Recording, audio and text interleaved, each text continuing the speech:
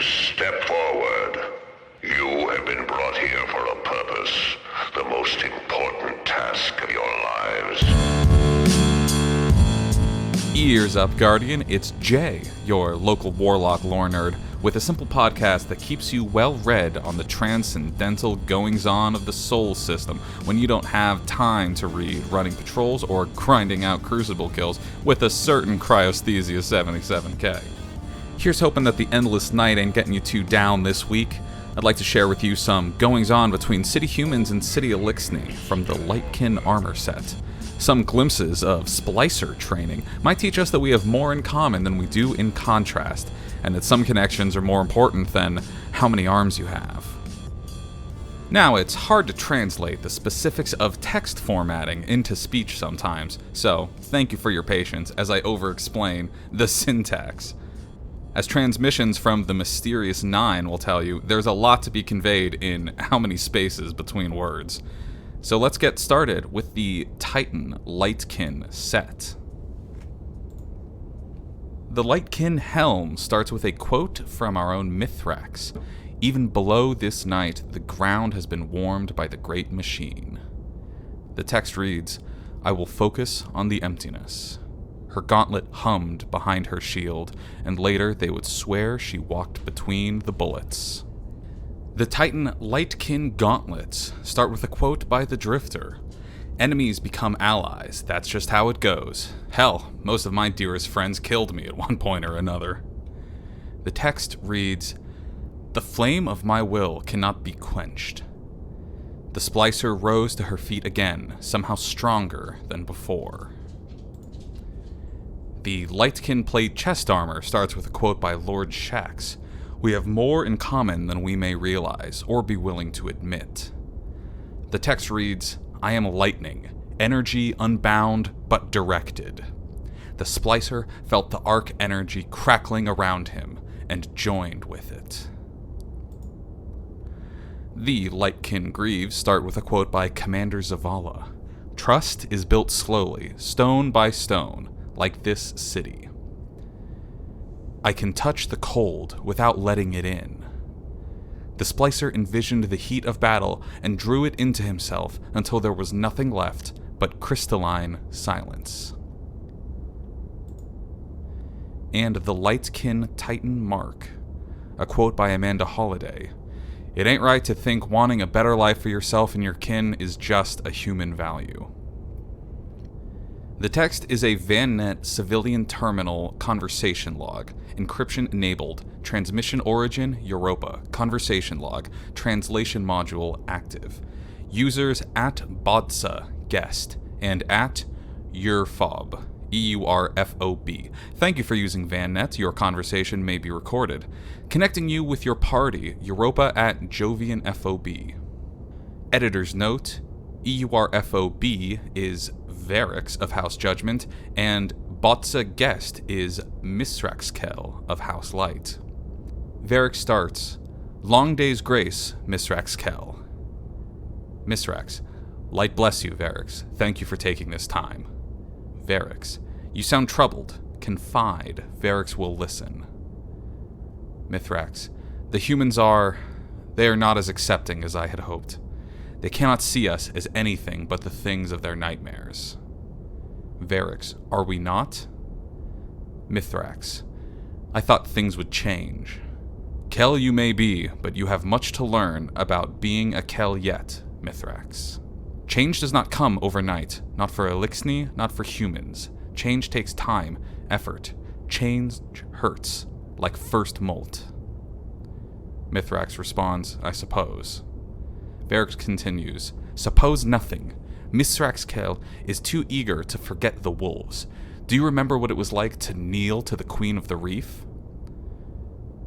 Mithrax, "I thought the humans would be different." Varix, "Hope is hope, reality is reality. You cannot splice all things to be as you wish. No shortcuts here. No excuses, either. Not for humans, not for Elixni." Mithrax, "I miss your counsel. You should visit when things calm. Stand beneath the great machine as you did in the time gone." Varix simply replies, No, Varix cannot. That is then, this is now. My river does not flow backwards. But enjoy your victories, Mithrax Kell. Do not let the pain of now overshadow the promise of tomorrow. We should all be so lucky. I do hope that dialogue was clear enough for you listeners, and we will now move on to the Hunter set, starting with the Lightkin Mask, a quote by Mithrax. A sacred splicer can change much, but I never dreamed our lives would change so quickly. A single moment of calm is all I need. He drew his gauntlet tight to his chest, and in his next breath, he was alone with his target. The Lightkin grips gauntlets. Starts with a quote by the Drifter. Long as they don't cross me, I'm everyone's friend. Thing is, I feel like I get crossed more than most. I am a light, but I will not be consumed. The Splicer envisioned the fire in his hand, and he closed his fist around it. The Lightkin vest chest armor. A quote by Lord Shax. A shield does as much damage as a sword if it is not protecting what you hold dear. Even in the dark, I still feel the spark of life within me. His gauntlet roared as he drew a wide circle in the air, and the rains began to fall. The Lightkin strides leg armor. A quote by Commander Zavala. I was asked if the city would protect the traveler. I replied, it is the traveler who protects the city. Amidst the chaos, I am a reservoir of silence. The Splicer focused on her breathing, seized a moment of quiet, and sent it billowing across the battlefield. And the Lightkin cloak, with a quote by Amanda Holliday. The way folks act toward the Elixni shows you who they really are. Not sure if that's the worst or best part of this.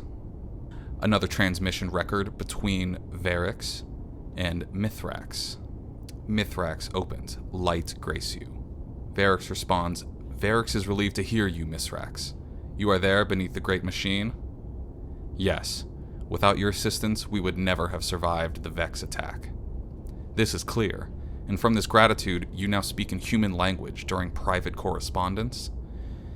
I follow custom, and I do not wish my hosts to think I hide my words from them. How gracious. But Vex attacking you when House Salvation did? Curious, yes? I have not had much time to ponder it. How are the survivors, the hatchlings, your daughter? Mithrax says, they are all well. Ido is excited beyond words. She has dreamed of this day, but never believed it would come. Why did you not come with us? Varix says, the Great Machine has no business with Varix. Besides, who would keep an eye on Aramis? Mithrax, I thought she... Always the hatchling. Nothing is forever. We know this. Varix interrupts. A long silence. I must go, Varix. There is much to do. Walk quietly in your own shadow, Mithrax Kell. And the Warlock armor, starting with Lightkin cover helmet. A quote by Mithrax. It has been a long time since Elixni looked up at the Great Machine with hope. It is an honor to live in this moment. There is nothing here, and I have no fear of nothing. The Splicer saw herself in 100 places at once, then chose her favorite. The Lightkin gloves gauntlets, a quote by the Drifter. I got no qualms with them shacking up here, but you ask me, they're wild for looking to that big ball in the sky again. Didn't end too well the last time around. Fool me once and all that. I can see the light, I can feel its heat. The Splicer drew the shivering hatchlings close, and they stretched as though they sat before a hearth. The Lightkin robes chest armor, a quote by Lord Shax. I once defended this city from the fallen, as did many lights no longer with us today. Now these walls shelter the House of Light. I could be bitter, but there's something poetic in that. I contained the stars, the sky, the clouds above. His gauntlet sprang to life, and the sky moved through him. The Lightkin boots. A quote by Commander Zavala. With the arrival of the pyramids, and now these Helixni joining us in the last city, I can't hope but feel like we haven't ever truly understood the war we are fighting. But I believe we are learning quickly now. I can find peace in the silence. They saw movement from within the ice and noticed the Splicer's eyes were following them. And finally, the Lightkin Warlock bond, with a quote by Amanda Holliday. My parents walked a hard road to get me to the last city safely. They paid the price, too. These Elixni may be outsiders, but I see something familiar in them. Loss, pain, hope. A third and final transmission between Varix and Mithrax. This time, for an experiment, I'll use little sounds to indicate who has begun speaking. Varix will be characterized by an insect-like chittering, and Mithrax by a hissing. Sss. Varix begins. Mithrax Kel knows what time it is on Europa, yes? Tss. My apologies, Varix. No apologies, only choices, yes? Do better. What is Mithrax Kel seeking? Tss. Perspective. Tss. I know, I am finding myself at odds with an Exo, a leader of humanity. She does not trust our kind, and I fear what may come of her intolerance. Trust is earned, yes? Tss, this is different. Blunt. Cold. She does not wish to give trust.